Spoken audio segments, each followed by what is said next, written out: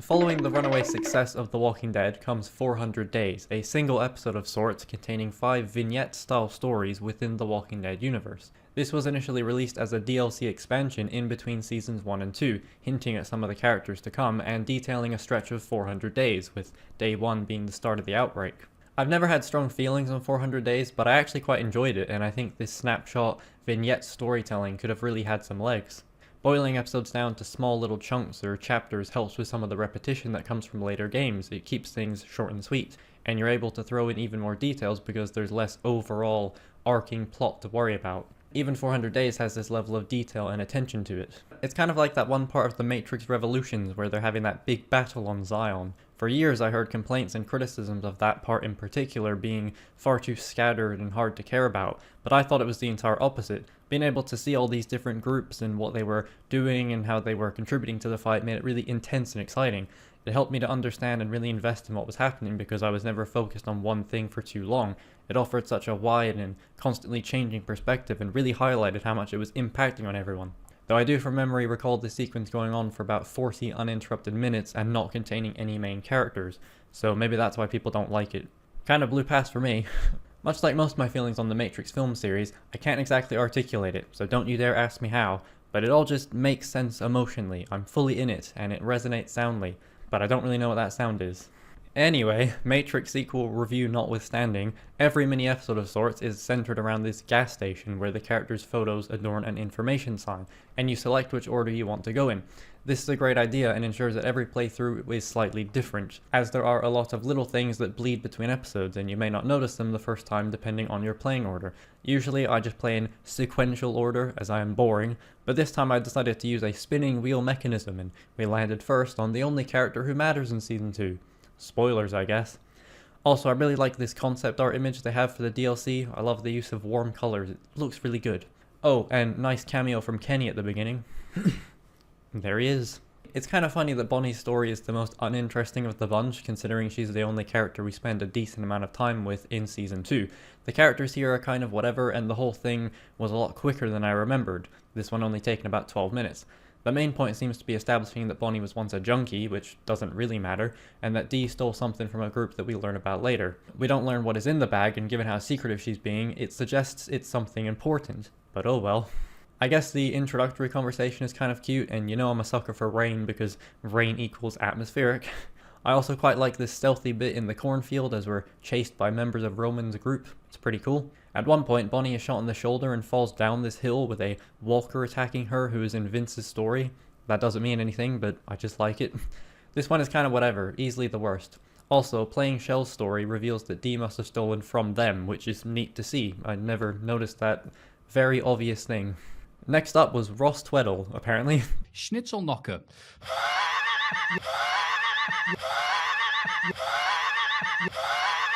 I spelled his name wrong, and I guess it was the closest I could think of to Russell. No! It's getting dire here, like. We meet Russell walking down a familiar road on his way to his grandmother's house in Statesboro. He is eventually approached by Nate, a shady guy who offers to drive him there. Russell will tell Nate that he was with a group of 7, the leader being a guy named Steve who he wasn't a fan of. I always thought it was curious that Nate had a visibly uncomfortable reaction to Russell mentioning Steve, almost like he knows him or is afraid of him somehow. Nate is a pretty captivating character, probably one of the best of the whole DLC. You know that he's probably not trustworthy, but he's just an amusing presence. They end up at the aforementioned gas station and are fired on. The two sneak around to the back entrance, Nate earning Russell's trust in the process. It's quickly flipped on its head though, as the two inside the diner are an elderly couple, the woman already being shot, the man saying that Nate has returned to finish them off. After some elderly racism, you can either stick with you can either stick with racism, yeah, why not, in too deep at that point, like. I actively avoid London. London's an all awful costs. city, yeah. Too busy. Queues snaking around everywhere. Too expensive. Yeah. Too many rude people. Too many Londoners. Yeah. It's weird, Actually, isn't it? barely any anymore in London. Jesus. Wait. I just meant, let me just clarify. The mask has fallen. Oh, no. That was really probably racist, that. Oh. After some elderly racism, you can either stick with Nate or leave him after he starts impersonating Steve at Russell's expense. which is what I did. You then hear gunshots as Russell leaves, Nate surprisingly letting Russell leave of his own accord, which even Steve presumably wouldn't have done. I like this one a fair bit. It's hard to do a lot of characterization in such a short window, but it does a decent job. Again, Nate is easily one of the most memorable characters of the whole thing. Next up is the Fiend, Wyatt. Brace yourself. This one has a hot start with Wyatt and friend Eddie, the Scooby to his Shaggy, or the Shaggy to his Scooby, I guess. I don't know. What am I doing here? Anyway, they're escaping from a dude in a truck after Eddie accidentally shot someone. If you're clever, you'll notice that this is actually Nate's truck. It's implied that there are guys in the truck, yet Nate is alone. Just one guy. Yeah, what? Given what I said prior about Steve, maybe Nate knew Steve and they were in a group, with the guy who was shot obviously not being Steve. I don't know, but I like that the game has me theorizing about it. This compact DLC still has some mystery. Eddie turns off the road and his lights, the two Tom cruising along after Wyatt sent Nate off the road. Eventually, Eddie hits a guy, the police bus driver from Vince's story. They speculate on whether or not the guy is alive, Eddie saying he won't leave him if so, especially after just killing a guy. In a pretty funny move, the two stoners decide to play rock, paper, scissors to determine who will go out to search for the guy. You can actually lose as well, though I never seem to. This is what I mean by these vignettes being a neat way to tell a little story. A whole game about these two would have probably been insufferable, but here it works as a little peek into what it'd be like if Scooby and Shaggy were in a zombie apocalypse. Oh wait. Anyway, Eddie will venture out into the fog and then Nate appears, with the upgraded graphics kind of ruining the reveal of his headlight. We end up leaving Eddie behind, which was completely avoidable. If it were me, I'd probably have someone backing the car up as I was outside finding the guy. This way we could immediately escape if it was a walker, and you can also have, you know, the light shining as you walk down. But these two are kind of meant to be dumb stoners, so I guess it's fine. I think this was my favorite at one point. Much like Rain, I enjoy fog and the immediate atmosphere that it provides. It's still pretty okay, but definitely not my favorite now. Speaking of Portal, 12 hours ago, next up was GLaDOS, but actually not, it's Shel. Shel's is definitely one of the better stories. It's our first time with a proper big group. I was always confused by the leader, Roman, who is characterized in a kind of similar way to Steve, just not quite so sinister. There's also 7 people in this group, maybe that's just a thematic thing. You'll also recognize 3 of the cancer survivors from the main game. I don't know how they managed to get in with a guy like Roman. They even mentioned Vernon and his desire to steal Kenny's boat, which led to him somehow dying. The chapter is probably the most detailed, with these walker watchdogs, and the group even has some electricity to make soup. One of the watchdogs is even the elderly woman from Russell's story, the other one being from Vince's. It doesn't take long for things to go to shit, as a beat-up man appears trying to steal supplies, and you decide to kill him or let him go. According to my notes, I sided with Stephanie since I never realized she's got a fatty. What a lovely arse. His words, not mine. But that's the route I usually go anyhow, so the man is let go. The chapter then actually jumps forward some days, and it's revealed that Clive was murdered after we did so, with the guy's group coming back and making an attack.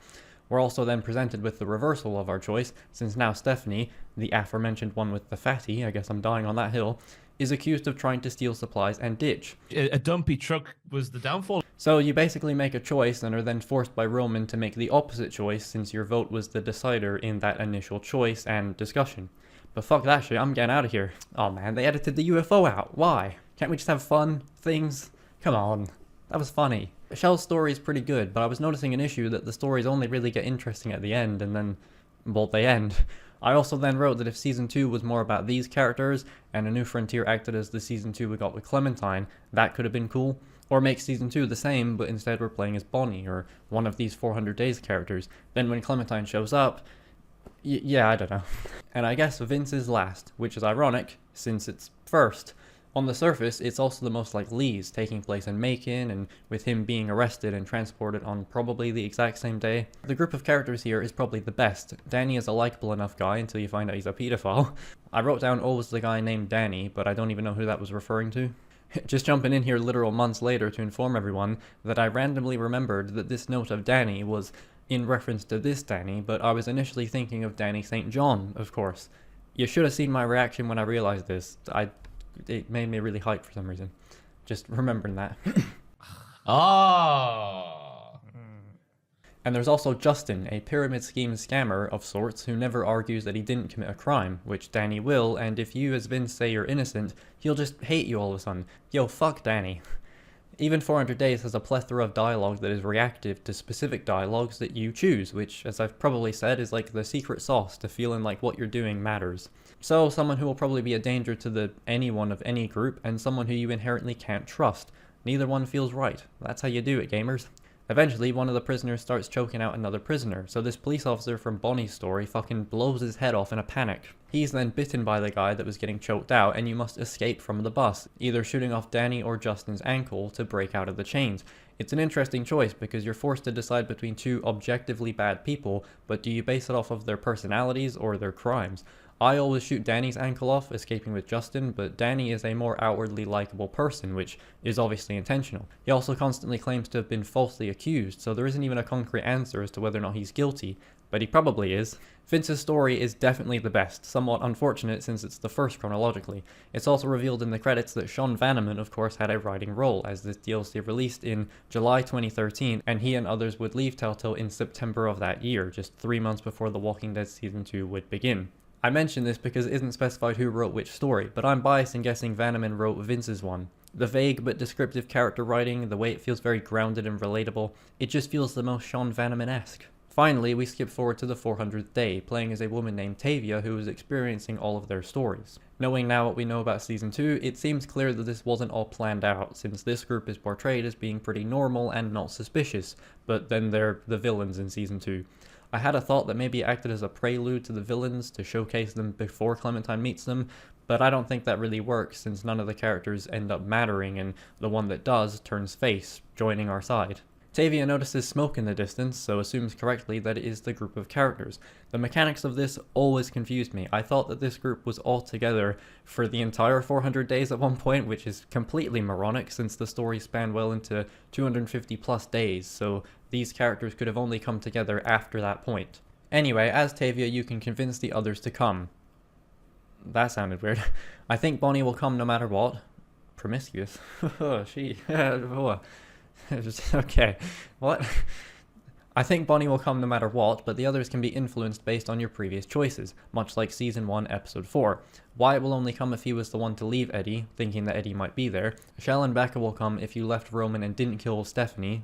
You know, the fat-ass one. I didn't even say that before. Vince will come if you went with Justin, since apparently Justin was always blabbing about these sorts of sanctuaries and took off on his own to find one. And Russell will only come if you mention that there may be people you know already at the place. It doesn't really amount to much in Season 2, of course, but I thoroughly enjoyed this, and the ways that little things appear in return are kinda cute. I'd probably have enjoyed it more if none of them showed up in Season 2, since it's that kind of Star Wars thing of the universe feeling so small and contained, but it's admittedly far worse than Star Wars because that's a whole motherfucking galaxy we're talking about here.